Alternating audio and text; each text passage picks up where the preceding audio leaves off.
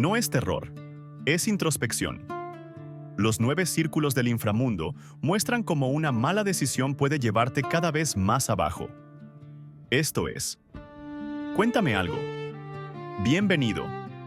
El infierno no comienza con fuego ni con gritos, sino con decisiones pequeñas que se repiten hasta volverse costumbre. Frases como "no pasa nada", "solo esta vez" o "me lo merezco" son, en muchos casos, el primer escalón hacia abajo. Dante Alighieri imaginó el infierno como un descenso en 9 círculos, no porque el mal sea caótico, sino porque es persistente y ordenado.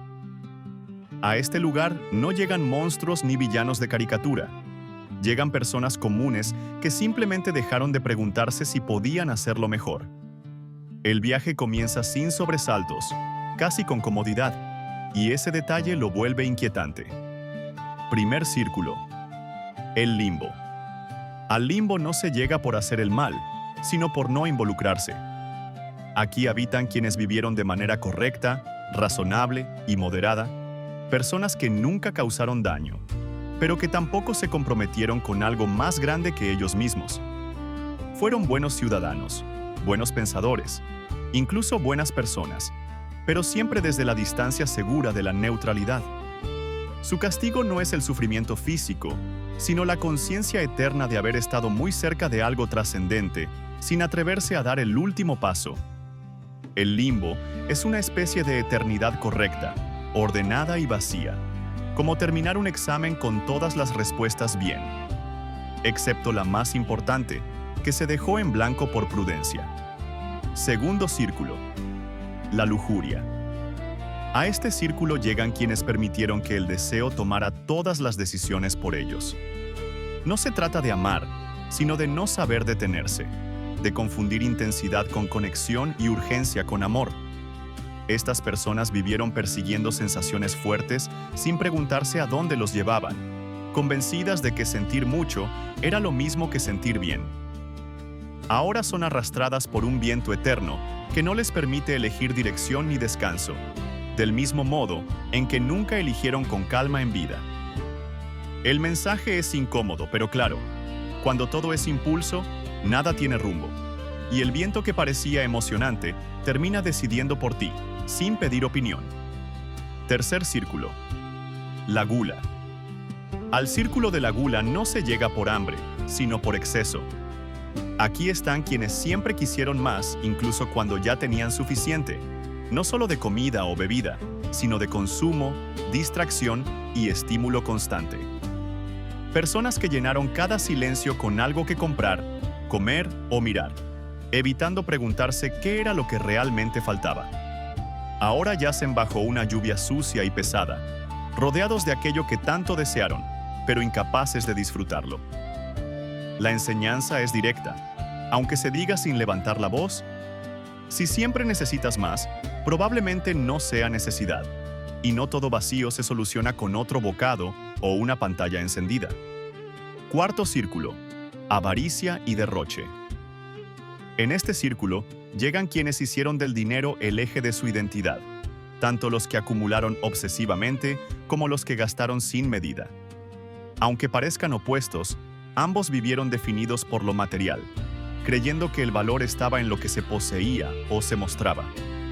Ahora empujan enormes pesos eternamente, sin saber por qué ni para qué, repitiendo un esfuerzo sin sentido que refleja una vida nunca cuestionada. El mensaje aquí es sencillo. Cuando el dinero manda, siempre pesa, no importa si se tiene poco o mucho. Y la pregunta que nunca se hizo en vida, ¿cuánto es suficiente?, se vuelve imposible de responder. Quinto círculo. La ira y la pereza. Este círculo está habitado por quienes nunca supieron manejar lo que sentían.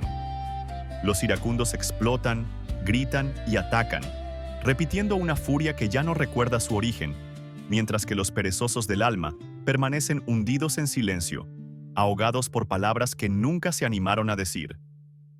Unos reaccionaron de más, otros de menos, pero ambos evitaron lo mismo: hacerse responsables de sus emociones. El castigo refleja esa evasión constante y deja un mensaje incómodo. Callar no siempre es madurez, Gritar no siempre es fortaleza, y en ambos casos el resultado suele ser el mismo aislamiento. Sexto círculo. La herejía. Aquí llegan quienes confundieron sus opiniones con verdades absolutas. Personas tan seguras de tener razón que dejaron de escuchar, convencidas de que no había nada más allá de lo que podían ver o comprobar. No dudaron, no cuestionaron y no admitieron la posibilidad de estar equivocados. Ahora reposan en tumbas ardientes, obligados a reflexionar eternamente sobre aquello que negaron con tanta certeza. El mensaje es tan sencillo como incómodo. Estar convencido no es lo mismo que estar en lo correcto, y a veces un poco de humildad habría sido un precio mucho menor que una eternidad en llamas. Séptimo círculo. La violencia. A este círculo llegan quienes hicieron del daño una costumbre. Aquí están los que hirieron a otros porque creyeron tener derecho, los que se hirieron a sí mismos por no encontrar otra salida, y los que destruyeron lo que consideraban sagrado, natural o bello, simplemente porque podían. La violencia aquí no se glorifica ni se justifica, se muestra tal como es, cruda y repetitiva. El mensaje no necesita dramatismo. Cada vez que eliges dañar, algo se rompe, incluso si no lo notas de inmediato. Y la violencia nunca fue fortaleza, solo incapacidad de resolver de otra manera. Octavo círculo. El fraude. En este círculo llegan quienes usaron la inteligencia para engañar. No actuaron por impulso ni por necesidad, sino con intención y cálculo. Manipularon, prometieron, disfrazaron verdades y sabían exactamente lo que estaban haciendo. Por eso sus castigos son precisos, casi creativos, reflejando la astucia que emplearon en vida. El mensaje es inquietante pero claro. No toda inteligencia es virtud, y pensar más no siempre significa actuar mejor.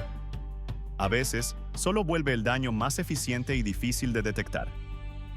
Noveno círculo. La traición. El último círculo no quema, congela. Aquí llegan quienes rompieron la confianza de quienes los amaban, no enemigos ni extraños, sino personas que creyeron en ellos. La traición no explota ni grita, enfría lentamente todo lo que toca. Por eso el castigo es el hielo, la inmovilidad y el silencio absoluto. En el centro yace Lucifer, el primer traidor, atrapado en su propia caída. El mensaje final es simple y duro. Se puede sobrevivir al odio, pero la traición deja marcas que rara vez desaparecen, y recuperar la confianza siempre cuesta más que perderla. Después de recorrer los 9 círculos del infierno, hay un detalle curioso que cambia la forma de entender todo este viaje.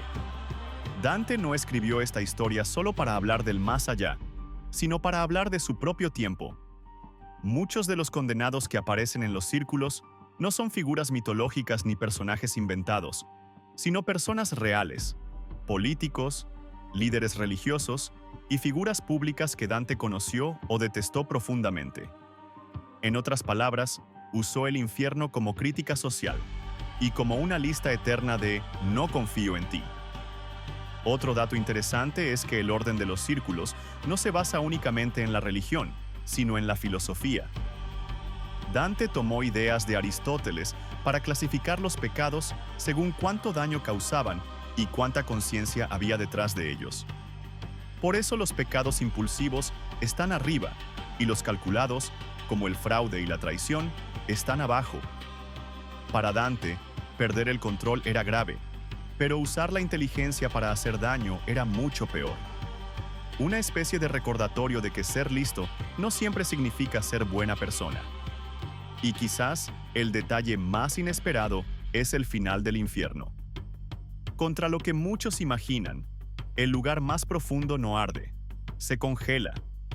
El último círculo es un lago de hielo, y Lucifer no gobierna desde un trono de fuego, sino que está atrapado, inmóvil, congelado por su propia caída. Para Dante, el mal absoluto no es pasión ni rabia, es ausencia total de amor, movimiento y empatía. El frío, no el fuego, es el castigo definitivo. Este cierre deja una idea inquietante. El infierno de Dante no castiga explosiones de emoción, sino la repetición consciente de malas decisiones. No juzga un error aislado, sino una forma de vivir. Tal vez por eso esta obra, escrita hace más de 700 años, sigue sintiéndose tan actual. Porque al final, los círculos no están tan lejos, y el descenso casi siempre empieza con algo que parecía inofensivo. Antes de terminar, recuerda que esto es solo contenido, una forma de reflexionar y generar conversación. No se trata de juzgar ni de señalar, sino de pensar en nuestras decisiones y en cómo nos afectan a nosotros y a los demás. Al final, hacer el bien, actuar con conciencia y vivir en paz es lo que realmente nos da tranquilidad. Si te gustó este video y te hizo pensar, aunque sea un poco, suscríbete y sígueme para más contenido como este.